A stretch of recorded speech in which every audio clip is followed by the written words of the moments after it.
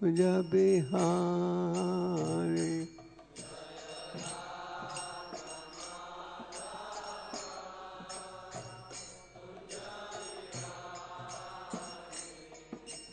गोपी जाना वाला धारी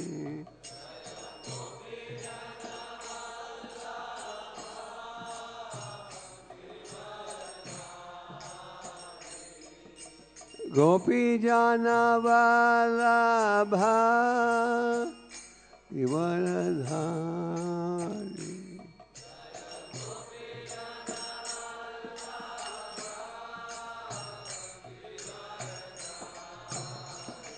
जय राधा माधव कुंज बिहारी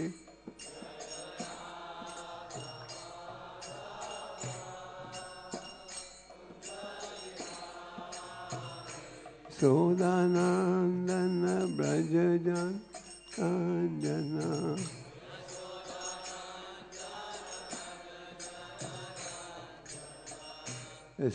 सोदानंदन ब्रज जन अंजना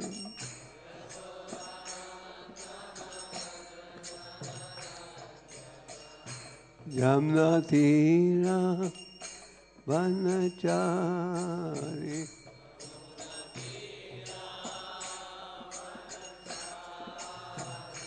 यमुना तीरा वनचारी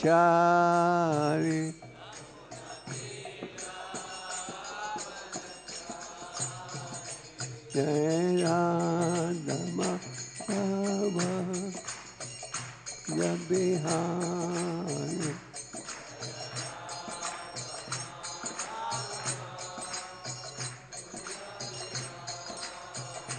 जय राधा माधव कुंज बिहारी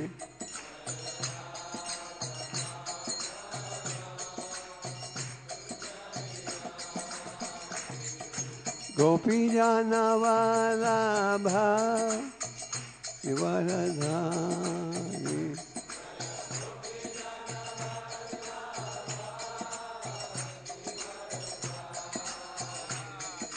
गोपी जाना वाला वरधारी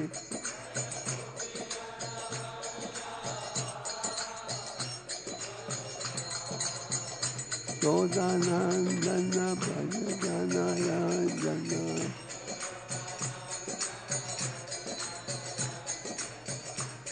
सोदानंदन ब्रज जन अंजना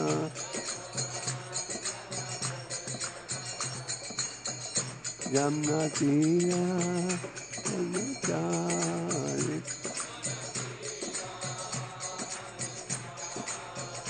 यमुना तीरा वनचारी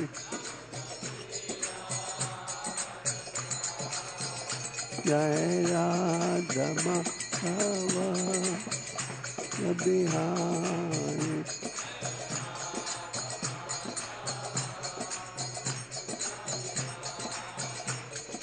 गोपी जाना वाला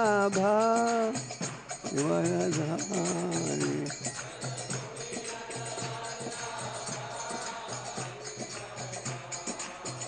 सोदानंदन ब्रज जन अंजना सोदानंदन ब्रज जन अंजना यमुना तीरा वनचारी यमुना तीरा वनचारी जय श्री कृष्ण चैतन्य प्रभु नित्यानंद श्री अद्वैत शिवासदि गौर Bhaktavrinda.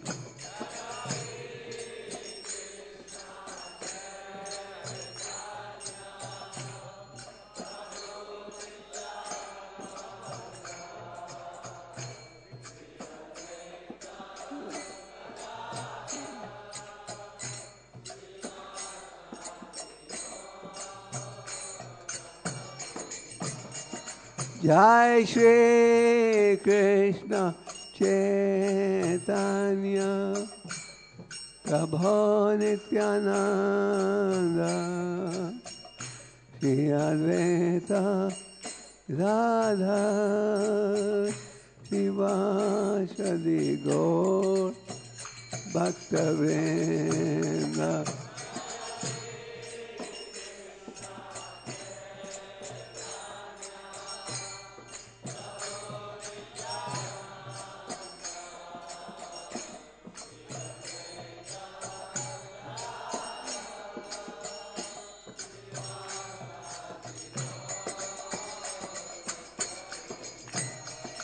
Hare Krishna, Krishna Krishna, Hare Hare, Hare Rama, Rama Rama, Hare Hare.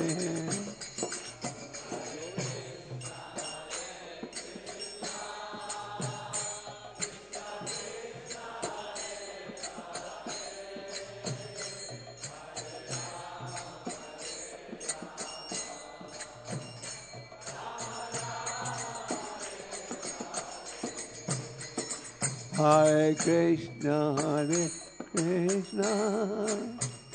Krishna Krishna, Hare Hare, Hare Rama, Rama Rama, Hare Hare.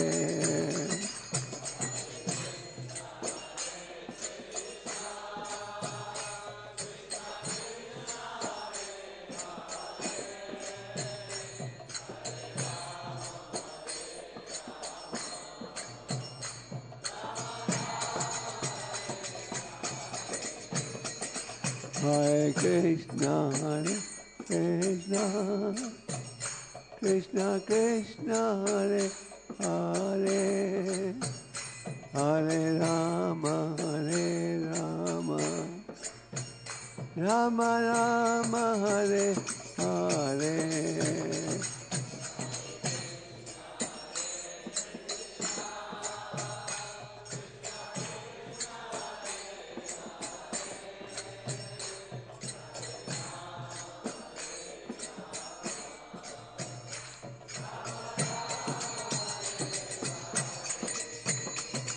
Hare Krishna,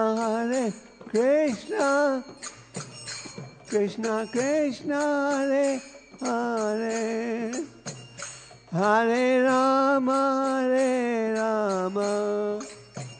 Rama Rama, Hare Hare.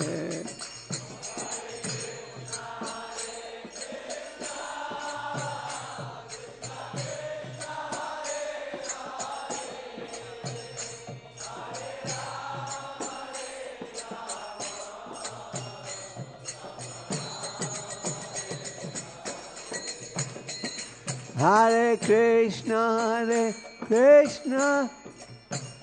Krishna Krishna, Hare Hare, Hare Rama, Rama Rama, Hare Hare.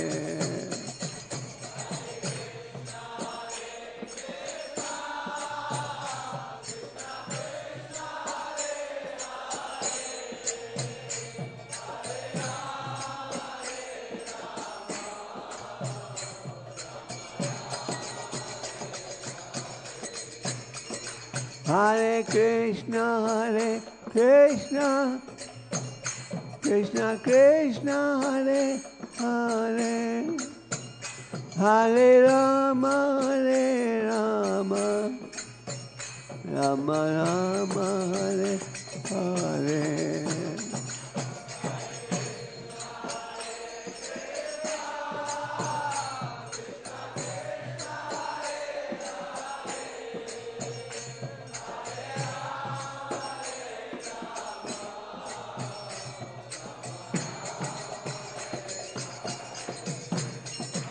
Hare Krishna,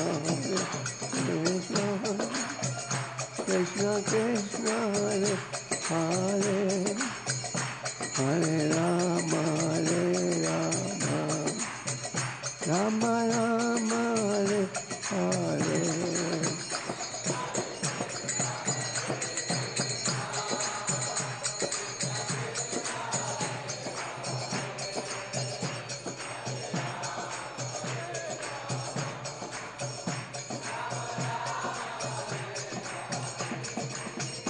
Hare Krishna, Krishna Krishna, Hare Hare, Hare Rama, Rama Rama, Hare Hare.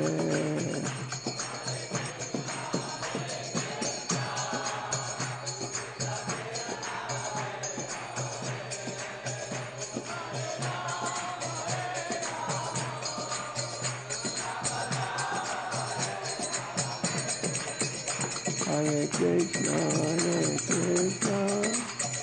Krishna Krishna, Hare Hare, Hare Rama, Rama Rama, Hare Hare.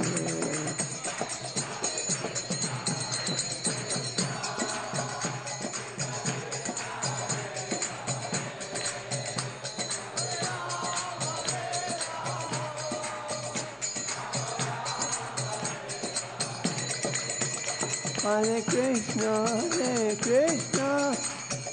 Krishna Krishna, Hare Hare, Hare Rama, Rama Rama, Hare Hare.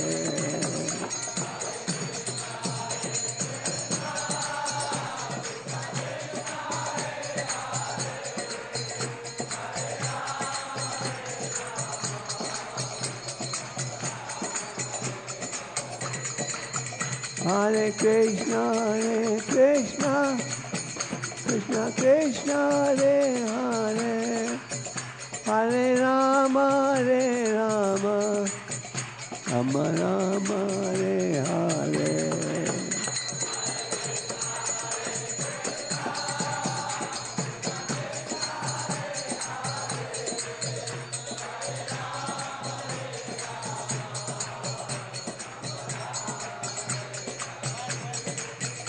Hare Krishna,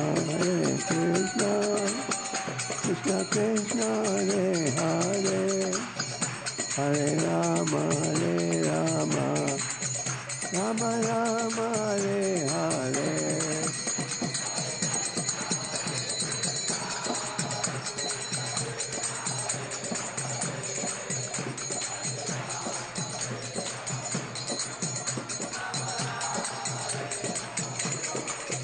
Hare Krishna, Krishna Krishna, Hare Hare, Hare Rama, Rama Rama, Hare Hare.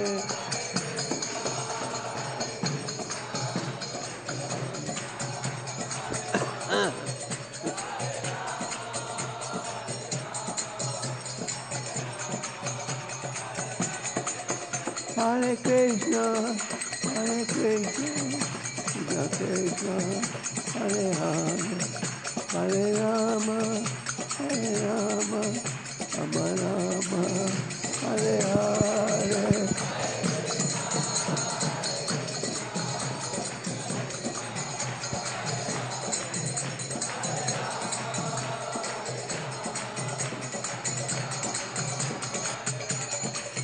Jai Prabhupada, Prabhupada, Prabhupada, Prabhupada.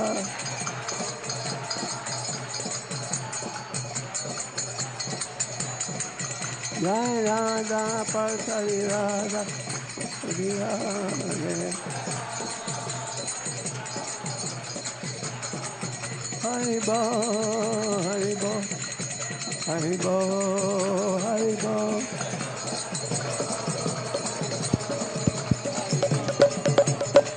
Haribo, Haribo, Haribo, Haribo.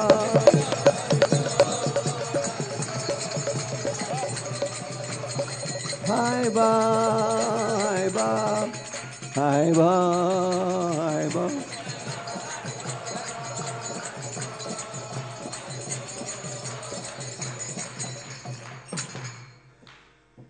Jai Om Vishnupada Bhavansa Parvishaya Divine Nishla Bechana Bhaktivedanta Swami Shri Prabhupada Maharaj Ki Shri Shri Gaunitai Ki Shri Shri Radha Pada Sadi Lalta Vishaka Ki Shri Shri Sita Ram Lakshman Hanuman Ki Samka Dunya Ki. All glories to Simadhuri. All glory to Simadhuri. All glory to Simadhuri. All glory to Sri Guru and Sri Gauranga.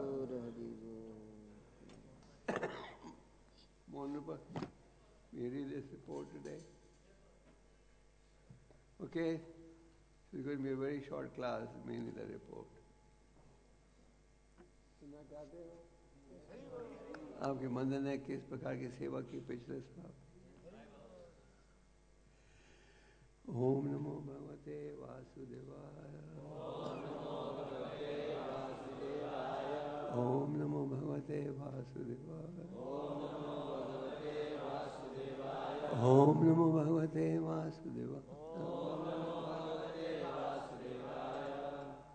You will read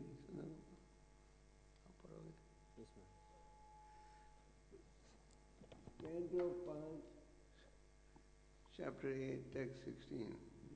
I think we go straight to word meaning. Atmanam, somebody can translate for you. Sit in the back. Hanuman Das, will you translate? Okay.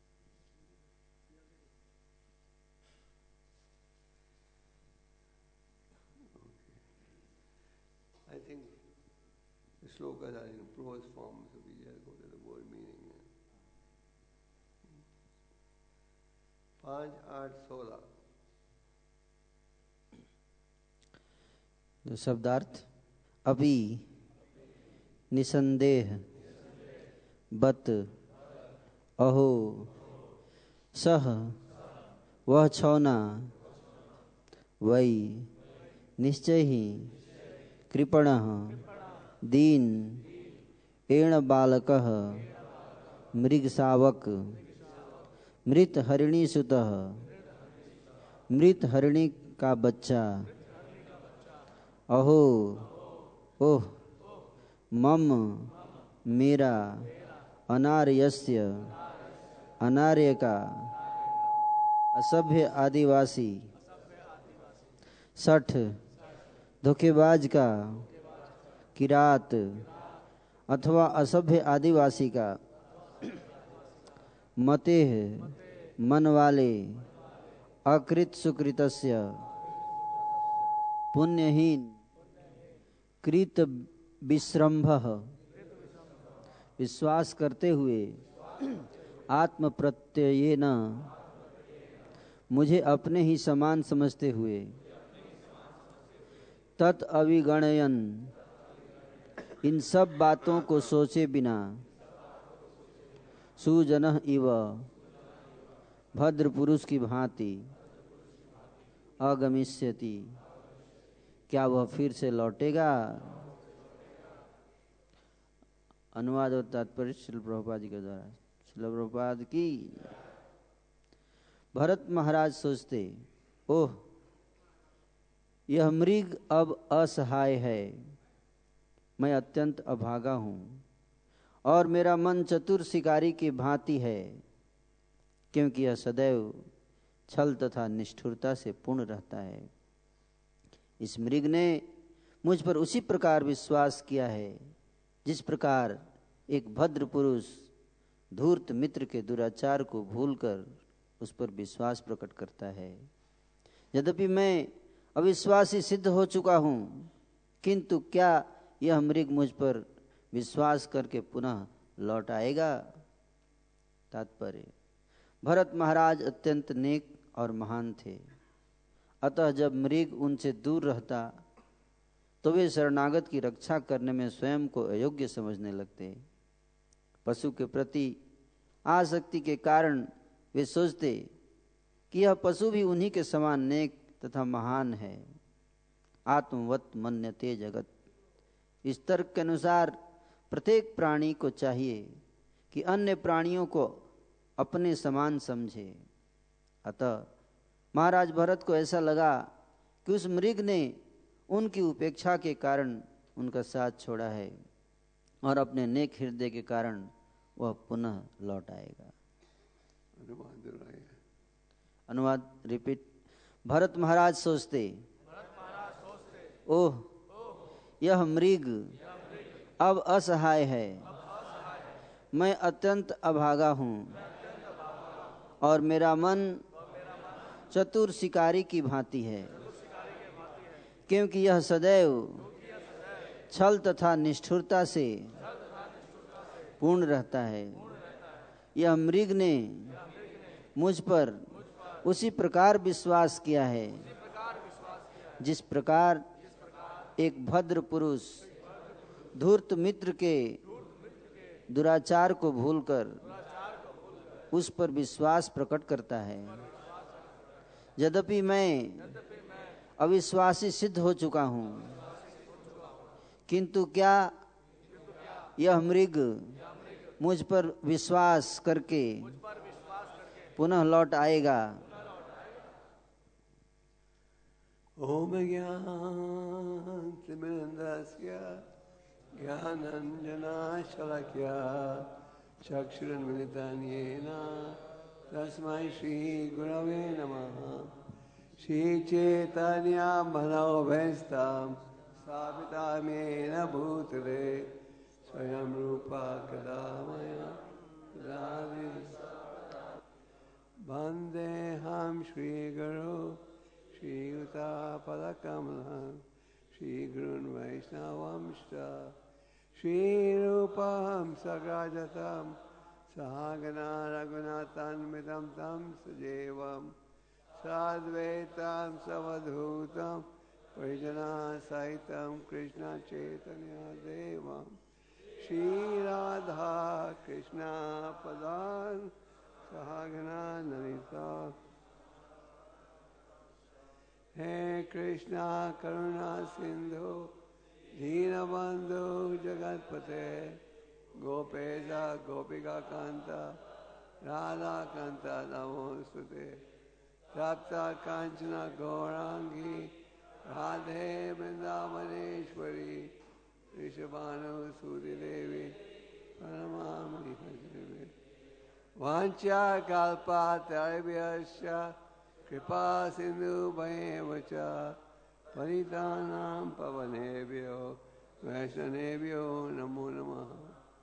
जय श्री कृष्ण चैतन्य प्रभु नित्यानंद श्री अद्वैत गदाधर शिवासादि गौर भक्तवृंद। हरे कृष्ण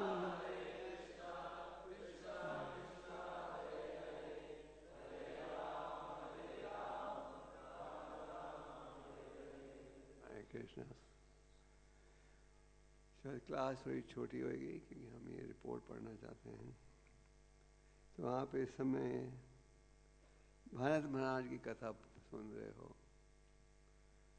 भारत महाराज भगवान ऋषभदेव के 100 पुत्र में सबसे बड़े बेटे थे।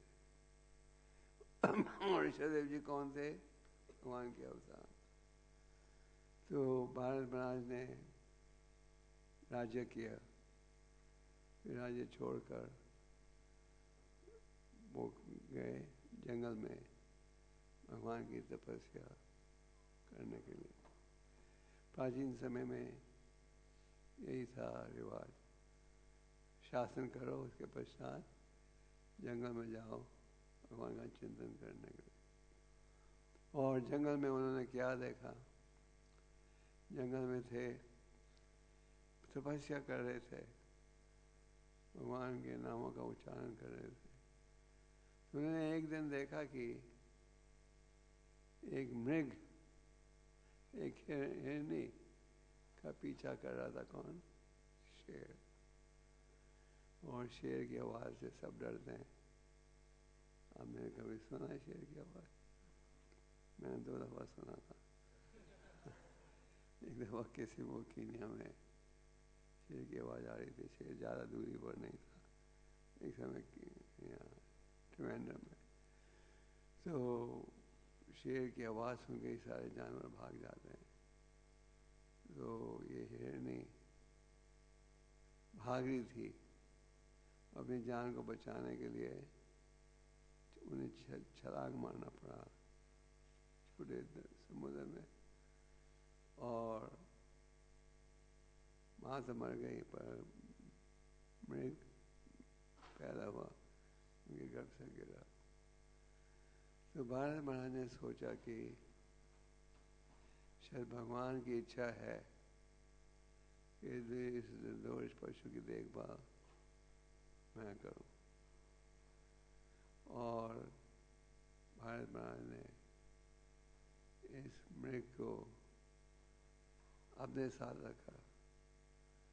वो इतने ध्यान से उनकी सेवा में जुड़ गए। दिन रात मृग की चिंता रहती थी। ये भी ठीक नहीं, हमें दिन रात किस विषय की चिंता रहनी चाहिए? भगवान की। पर भारत महाराज बड़े गहराई के साथ इस मृग के प्रति आकर्षित हो गए, और उनके मन में एक ही चिंता थी, मृग की सुरक्षा। और दिन रात क्या सोचते थे इस मृग का। तो ये भी ठीक नहीं है। और सदा मृग को अपने साथ ही रखते थे। अगर मृग एक पल के लिए भी उनसे दूर हो गया तो वो घबरा जाते थे। बहुत गहरी आसक्ति हो गई थी मृग के प्रति। और जब वो जंगल में जाते थे फल वगैरह लाने के लिए, मृग को अकेले नहीं छोड़ते थे, क्योंकि उनको डर था मैं इसे निर्दोष मृग को यहाँ छोड़ूंगा तो कोई शेर कोई जानवर आकर उन्हें कुछ कष्ट नहीं पहुँचा दे। तो इतना गहरा आकर्षण भी शोभा नहीं देता। और भगवान कहते हैं क्या, मन मना भावा ही मन भक्तो, सदा मेरा स्मरण करो। वैष्णव भक्तों के लिए ये मंत्र है, always remember Krishna and never forget Krishna. सदा कृष्ण का स्मरण करो और कृष्ण को कभी भूलो नहीं। ये होना चाहिए हमारा मंत्र। पर भारत महाराज सिर्फ ज्ञान रखते हुए भी मृग के प्रति बड़े गहराई से आकर्षित हो गए, और आसक्ति किसके प्रति होनी चाहिए? भगवान और उनके भक्तों के प्रति। जैसे भागवतम के 30 स्कंद में भगवान कपिलदेव कहते हैं, अगर हम भौतिक विषय की आसक्ति रखेंगे तो वो हमें नरक की तरफ पहुँचाएंगे, और आध्यात्मिक आसक्ति रखोगे तो मोक्ष के द्वार खुल जाएंगे। पर महाराज भारत बड़ी गहराई के साथ इस मृग के प्रति आकर्षित हो गए, और सोते भी थे, मृग को साथ रखते थे।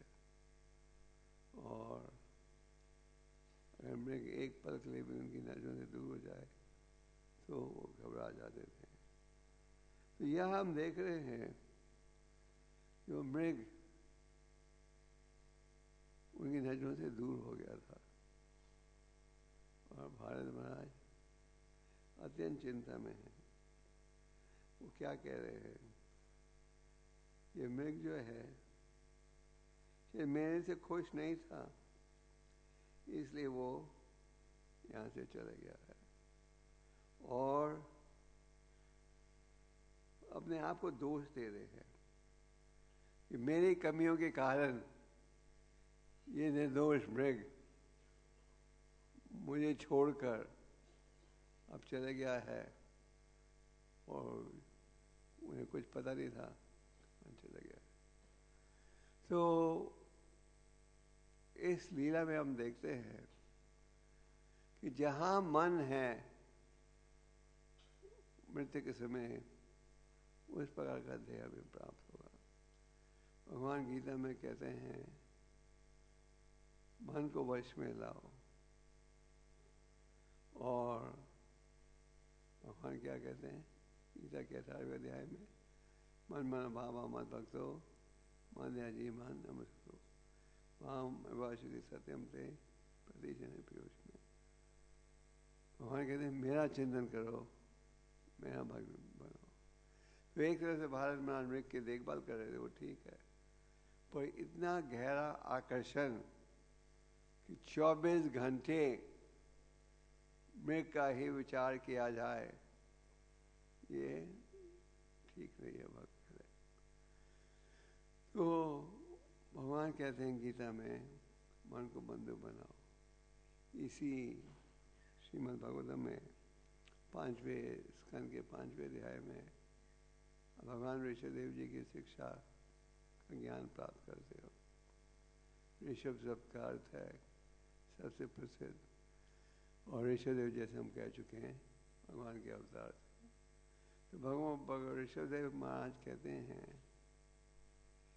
एक बुद्धिमान शिकारी जब किसी पशु को पकड़ता है तो ये नहीं कहता तुम इधर बैठो मैं और शिकार करके आता हूँ। तो वो जो शिकारी किसी पशु को पकड़ता है तो क्या करता है, क्या करता है, बांध देता है। ये नहीं कहता है बैठो इधर मैं थोड़ी देर में लौटता हूँ। तो उसी प्रकार भगवान ईश्वर कहते हैं जो व्यक्ति आध्यात्मिक मार्ग में जुड़ता है उसको मन को वश में लाना चाहिए, मन को बांध देना चाहिए। कैसे बांधोगे मन को? अनेक साधन हैं। भगवान की शिक्षा का स्मरण करो। भगवत में आप पढ़ते हो जब परम भगवान प्रकट हुए उनके सनातन साथी अर्जुन अत्यंत दुखी थे, शोक में थे कि भगवान अब प्रकट हो गए हैं। फिर अर्जुन ने उन लीला का स्मरण किया जिसमें सफलता प्राप्त हुई थी क्योंकि उनके मित्र ने उनका सहयोग दिया। उसके पश्चात अर्जुन ने भगवान के गीता का संदेश का स्मरण आरंभ किया।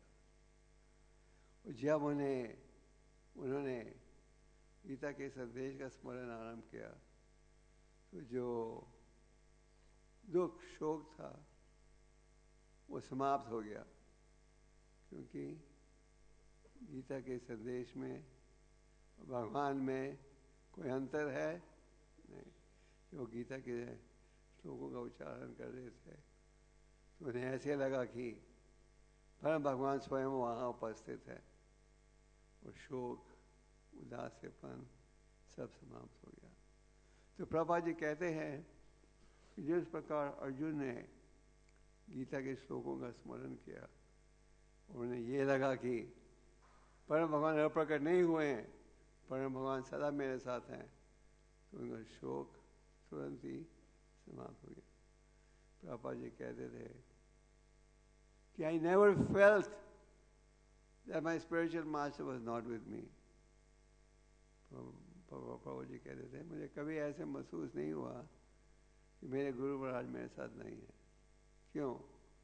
क्योंकि वो सदा उनकी शिक्षा, उनके उपदेश, उनकी वाणी का स्मरण करते थे। बाबा जी फर्स्ट कैंड भागवतम को डेडिकेट करते हैं उनके गुरु महाराज को, और क्या लिखते हैं? He lives forever by divine instructions and the follower lives with him. जो गुरु है सदा जीवित रहता है शिक्षा के माध्यम से, और जो शिष्य उसका पालन करे वो सदा गुरु के संगत में है। तो दूसरे शब्दों में मन को बांधने के कई साधन हैं।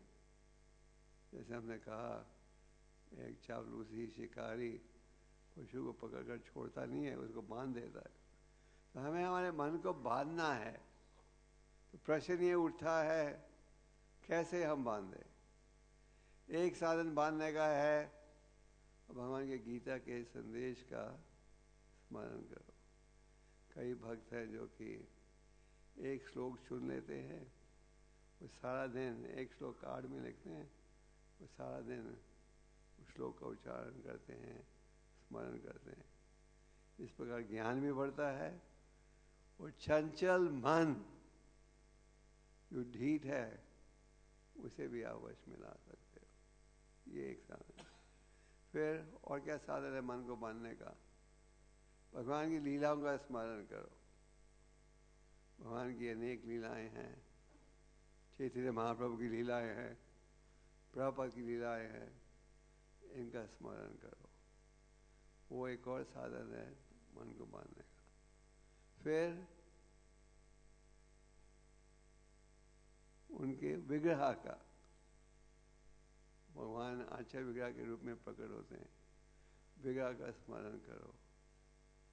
आज टेक्नोलॉजी के सहयोग से टेक्नोलॉजी का आप दुरुपयोग भी कर सकते हो और सदुपयोग भी कर सकते हो। आज टेक्नोलॉजी की कृपा से आप इसको कई आचार्य विग्रह का दर्शन 5 मिनट में ले सकते हो। मायापुर का दर्शन, वृंदावन का दर्शन, दिल्ली का दर्शन, लॉस एंजलिस का दर्शन, लगभग सब बड़े मंदिरों का इस्कॉन में आप इंटरनेट में दर्शन ले सकते हो। ये एक और साधन है मन को बांधने का, कि मन को भगवान के आचार्य विग्रह की उपासना करो। फिर भगवान के नामों की महिमा। भगवान कहते हैं कलयुग में क्या है साधन? हरे नाम हरे नाम हरे नाम है वो केवलम करो न सेव न सेव न सेव। तो भगवान के नामों की महिमा, तो मन को बांध लेना चाहिए। और इसी 5वें स्कंद में एक और उदाहरण दिया जाता है ईश्वरदेव जी के द्वारा। एक विवाहित स्त्री का अगर कोई प्रेमी हो, कई बार आप देखते हो कि पति का वध भी हो जाता है। तो उसी प्रकार अगर हम मन को वश में नहीं रखेंगे, हमारा आध्यात्मिक जीवन जो है नष्ट भी हो सकता है। इसलिए मन को बंधु बनाना चाहिए। वो गीता में भगवान के अनेक साधन देते हैं, मन के द्वारा भगवान का चिंतन किस रूप से हम कर सकते हैं। तो भारत महाराज की कमी क्या थी? बहुत ज़्यादा आसक्ति बढ़ गई थी इस मृग के प्रति, और हमें इससे बचना चाहिए। भगवान गीता में क्या कहते हैं? यम यम वापी स्मरण भगवान। जहाँ मृत्यु के समय हमारा मन होगा, उसी प्रकार का ध्येय आपको प्राप्त होगा। सच बात है, ये है शास्त्रों का प्रमाण। जहाँ मृत्यु के समय मन होगा, उसी प्रकार का ध्येय प्राप्त होगा। और गीता में भगवान क्या कहते हैं? अंते नारायण स्मृति। इस प्रकार की तैयारी करनी चाहिए कि मृत्यु के समय आप किसका चिंतन कर सको? भगवान का चिंतन कर सको। तो आप कहोगे ठीक है, अभी हमें जो करना है करने दो, मृत्यु के समय बिना शंका के हम भगवान का चिंतन करें। प्रकृति के नियम ये है, जहाँ आपका मन होगा उसी प्रकार उसी स्थान पर आपका मन होगा मृत्यु के समय। अगर आप बहुत संसारिक कार्यों में जुड़े आए हो तो मृत्यु के समय में वहाँ ही रहेगा। तो भारत महाराज इस मृग के प्रति बहुत गहरा आकर्षण हो गया था, और एक पल के लिए भी अगर मृग दूर होता था तो घबरा जाते थे। वो सोच रहे थे क्योंकि मैं ठीक देखभाल नहीं कर रहा, इसीलिए मृग नजरों से दूर हो गया है। तो उनका जो आकर्षण था आवश्यकता से अधिक था, जिसके कारण वो खोज रहे थे उस पशु को, क्या परिणाम हुआ? उनकी मृत्यु हो गई। और जैसे भगवान ने कहा है, जहाँ मन है मृत्यु के समय उस प्रकार का देह प्राप्त होता, उनको अगला देह प्राप्त किया किस हिरण के रूप में। तो भगवान ये भी कहते हैं गीता में कि भक्ति थोड़ा भी करोगे उसका लाभ रहेगा। भक्ति कभी बेकार में नहीं जाती। आप थोड़ी भक्ति भी करोगे उसका लाभ मिलता है। भक्ति में इतनी शक्ति है। तो उन्हें ज़्यादा समय, वो जब हिरण के रूप में जन्म लिया तो याद कर सके कि क्या कारण है कि मेरा पतन हुआ। उनका पतन क्यों हुआ? क्योंकि वो आवश्यकता से अधिक आकर्षित हो गए थे इस मृग के प्रति, और वो पहचान समझ पाए, जिसके कारण, क्योंकि उन्होंने भक्ति भी की थी, तपस्या भी की थी, सुंदर पत्नी को त्यागा था, बच्चों को त्यागा था, बड़े राज्य को त्यागा था। उनके राज्य के समय प्रजा इतनी सुखी थी कि पूरे पृथ्वी को क्या कहा जाता था? भारतवर्ष। आज जब आप भारतवर्ष की चर्चा करो तो वो छोटा सा हिस्सा दिखता है। आज जब भारत की चर्चा करते हो क्या मानते हो? ये जो आज का इंडिया का मैप है। पर एक समय हर पूरी पृथ्वी को भारतवर्ष कहा जाता था, और एक राजा था पूरे पृथ्वी के लिए। आज तो कितने देश हैं? 250-300 रोज नया देश पैदा होते जाता है। प्रभुपाद जी कहते थे यूनाइटेड नेशन में रोज झंडा बढ़ते जाता है, क्योंकि देश टूटते जाते हैं और हर देश अपना झंडा वहाँ लगाता है। तो भारत महाराज का ये चरित्र था, पूरी प्रजा को अपने उलाज जैसे पालते थे। प्राचीन समय में कोई भी नागरिक, किसी व्यक्ति भी राजा के पास पहुंच सकता था। जैसे आप एक कथा पढ़ते हो महाराज नंदी देवा की। महाराज नंदी देवा बड़े दयालु राजा थे। उनके मन में अपने स्वार्थ की चिंता नहीं थी, तो पूरी प्रजा के स्वार्थ की चिंता। तो उन्होंने एक व्रत रखा था उनकी पत्नी ने 48 दिनों के लिए। व्रत तोड़ने वाले थे, थोड़ा सा प्रसाद था दूध और पानी से। व्रत तोड़ने ही वाले थे कि एक ब्राह्मण उनके घर में महल में पहुंच गया। राजा, तुम्हारा कर्तव्य बनता है कि तुम पूरी प्रजा की सुविधाओं की देखभाल करो, मुझे भूख लग रही है, थोड़ा कुछ खाने को दो। तो राजा ने जिस प्रसाद से व्रत तोड़ने वाले थे उसका छोटा हिस्सा दे दिया उस ब्राह्मण को।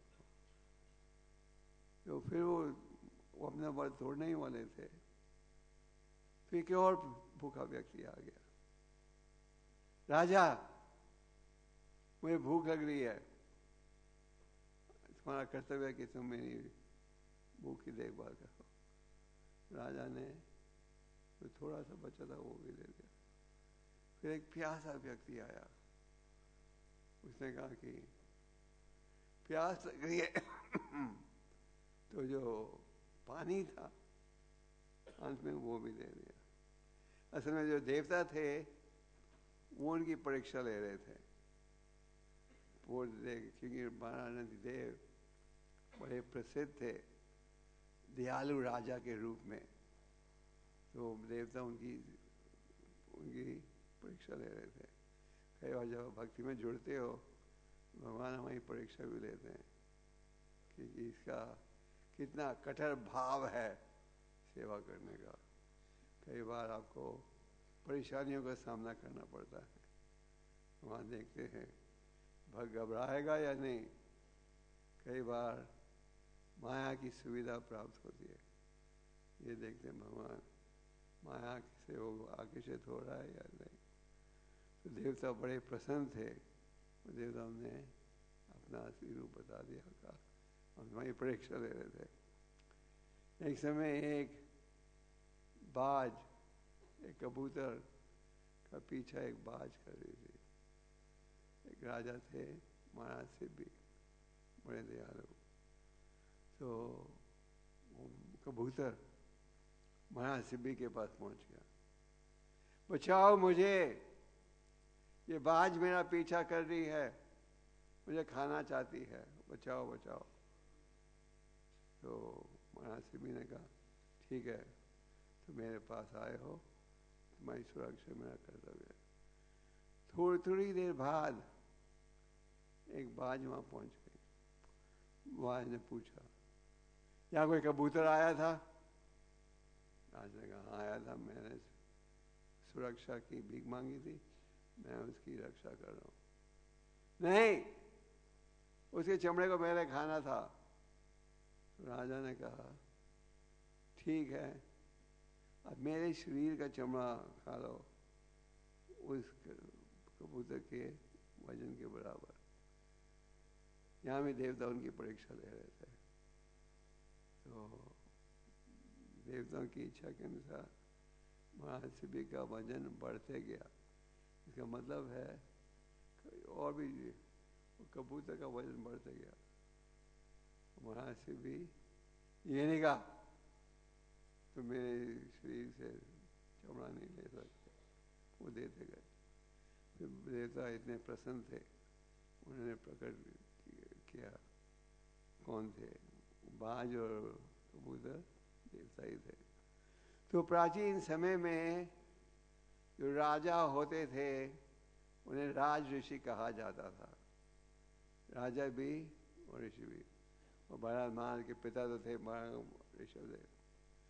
भारत महाराज का इतना त्याग का भावना था, जब भी वो आकर्षित हो गए इस मृग के प्रति। तो इसे हमें ये भी सीखना चाहिए, और प्रभा जी तात्पर्य में कहते हैं कि हमें हमेशा बड़ा सावधान रहना चाहिए। हमें ये नहीं सोचना चाहिए हम बड़े एडवांस डिवोटी है, हमारे ऊपर विचलित होने का प्रश्न नहीं उठता। तो हरिदास ठाकुर से कहा महाप्रभु ने, हरिदास ठाकुर क्योंकि उनका जन्म हुआ था मुसलमान खानदान में, वो कभी जगदलपुरी मंदिर के अंदर नहीं गए, बाहर रहकर भजन करते थे। और गोविंदा रोज उन्हें लाकर मंदिर जगन्नाथपुरी मंदिर का प्रसाद देते थे। गोविंद ने देखा कि हरिदास लेट कर जाप कर रहे हैं।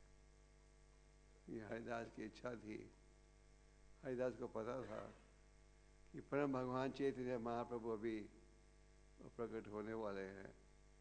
वो चाहते थे कि उनके प्रकट होने से पहले वो प्रकट हो जाए। तो गोविंद ने भगवान से कहा आज मैं गया था हरिदास के पास और मैंने देखा कि वो लेट कर जाप कर रहे थे, ऐसे लग रहा था उनकी तबीयत ठीक नहीं है। महाप्रभु ने कहा कि हरिदास तुमने बहुत जाप कर लिया है, अब जाप कम करो, विश्राम करो। हरिदास कहा नहीं, मैं जाप कम नहीं कर सकता, और यह है मेरी बीमारी कि मैं पूरा जाप नहीं कर पा रहा। तो जो भक्त है वो हर स्थिति में सावधान रहना चाहता है कि माया का प्रभाव नहीं पड़े। भारत महाराज ज़्यादा समय नहीं रहना पड़ा हिरण के रूप में, और उन्होंने फिर अगला जन्म कहाँ प्राप्त किया? एक ब्राह्मण कुल में, ब्राह्मण कुल में जन्म प्राप्त किया। और उन्हें याद था, उन्हें पता था क्या गलती मैंने की है पहले, और फिर उन्होंने क्या निर्णय किया, अभी ये गलती नहीं करनी। इंग्लिश में कहते हैं वंस बिटन ट्वाइस शाई। एक बार आपको कोई काट ले तो आप दो डर जाते हैं। अगर आपने किसी से उधार लिया है, आपने किसी ने आपसे उधार लिया है, वो वापस नहीं करे, तो फिर आपसे पैसा मांगे, आप दोगे? उसी प्रकार आध्यात्मिकवादी को इस चंचल मन में विश्वास नहीं रखना चाहिए। उसे पता होना चाहिए कि मन हमें सदा धोखा देगा। तो जब भारत के रूप में उन्होंने ये निर्णय कर लिया था, अब मैंने कोई गलती नहीं करनी, और बड़ा दृढ़ होकर क्या व्यवहार कर रहे थे, जैसे वो गूंगे हैं और बहरे। गूंगे और बहरे थे नहीं, व्यवहार ऐसे था जैसे वो गूंगे और बहरे हैं। क्योंकि जब उन्हें मौका मिला प्रचार करने का महान रघुगुणा को, उन्होंने कैसे बोला? शेर जैसे, शेर जैसे उपदेश दिया। और राजा जब शेर जैसे उन्होंने उपदेश दिया, राजा महाराज रघुगुणा समझ गए ये कोई गूंगा और बहरा व्यक्ति नहीं है। ये कौन है? ये तो आत्मज्ञानी व्यक्ति है, इतनी गहरी शिक्षा दे रहा है। तो उनके शरणागत हो गए और शिष्य बने। तो भक्त जो है वैसे उनका व्यवहार होना चाहिए गूंगे और बहरे जैसे। मतलब कि भौतिक विषय में नहीं जुड़ना, भौतिक कार्यों में नहीं जुड़ना, भौतिक प्रचारपा से बचना, और जब प्रचार का मौका मिले तो शेर जैसे, जैसे आपने देखा जैसे जद भारत ने किया। जब जब जद भारत ने उपदेश दिया, वहाँ रुकना समझ गए ये व्यक्ति व्यवहार ऐसा आचरण दिखा रहा है, गूंगा है, बह रहा है, तो ये तो आत्मज्ञानी व्यक्ति है, तो मुझे इसके शरणागत होना चाहिए। एक समय एक शिष्य ने प्रभुपाद से पूछा, how can I be humble and distribute books at the same time? कि जब आप ग्रंथों को बांटते हो, आपका अभ्यास है, जरा उत्साहित होना पड़ता है। तो प्रभुपाद जी से पूछा, how can I be humble and distribute books at the same time? तो प्रभुपाद ने कहा, you should be a lamb at home and a lion outside. जो भक्तों से व्यवहार करो मेम जैसे, जो प्रचार करो शेर जैसे। ये नहीं घर में शेर बन जाओ और बाहर में बन जाओ, उसे हमें बचना है। तो महाराज भारत की कमी क्या थी? तो वे इस पशु के प्रति बहुत गहराई से आकर्षित हो गए, जिसके कारण उन्हें पशु का रूप ही ग्रहण करना पड़ा। क्योंकि उन्होंने भक्ति की थी ज़्यादा देर तक, उन्हें पशु के रूप में नहीं रहना पड़ा। तो इस लीला से हम सीखते हैं कि हमें सदा सावधान रहना चाहिए, और अगर हम ध्यान से चिंतन नहीं करेंगे, अगर मन को ठीक स्थान में नहीं रखोगे, तो यही मन आपका शत्रु बन जाएगा। गीता के 6ठे अध्याय में भगवान क्या कहते हैं? Elevate yourself with the help of the mind. मन को वश में रखो, उसके द्वारा आप आध्यात्मिक उन्नति कर सकोगे। और अगर जिसने मन को वश में नहीं किया, तो यही मन आपका शत्रु बन सकता है। जब हम शिक्षा के आधार पर चलते हैं, ये मन आपका बंधु माना जाता है। जब हम भगवान की शिक्षा के विरोध का कार्य करते हैं, ये मन क्या माना जाता है? शत्रु। तो हमें बंधु बनाना चाहिए जो संभव है, अगर हम भक्ति की विधियों का लाभ उठाएं। भगवान गीता में कहते हैं, भक्ति योग की विधियों के पालन से तुम अपने मन को वश में ला सकते हो। तो भगवान ने, अर्जुन ने कहा मन चंचल है, तो भगवान ने कहा भक्तियों की विधियों के पालन के द्वारा इस मन को आप बंधु बना सकते हो।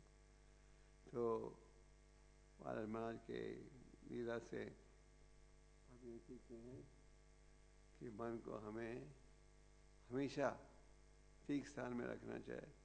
और इसलिए आसक्ति हमारी होनी चाहिए किसके प्रति? भगवान और उनके भक्तों के प्रति। अगर भगवान उनके भक्तों के प्रति आकर्षित रहेंगे, आसक्ति रहेगी, तो मोक्ष के द्वार खुलते हैं। और अगर आसक्ति रहेगी भौतिक विषयों के ऊपर, यह आसक्ति के कारण कहाँ जाना पड़ेगा? सब तैयार हो? सदा भक्त यही सोचते हैं, सदा कृष्ण का स्मरण करो, कभी कृष्ण को भूलो नहीं। अगर आपका 16 माला का जाप करोगे और साधना अच्छी रखोगे, तो फिर संभव है कि आप कृष्ण का स्मरण कर सकोगे। जब नवदा भक्ति का ज्ञान प्रहलाद महाराज ने दिया, क्या कहा? श्रवणम कीर्तनम विष्णु स्मरणम। अगर श्रवणम कीर्तनम होगा तो विष्णु स्मरण भी होगा, और श्रवण कीर्तनम कमजोर होएगा तो विष्णु स्मरण भी कमजोर होएगा। तो सफलता निर्भर है किसके ऊपर? श्रवणम कीर्तनम के ऊपर। और ये देखा जाता है कि जो भक्त अच्छी साधना रखते हैं और अच्छी तरह ध्यान से जाप करते हैं, उनके लिए विष्णु स्मरण भी सरल हो जाता है। और अगर हम इन विधियों का पालन नहीं करेंगे तो विष्णु स्मरण कठिन है। हरे कृष्ण।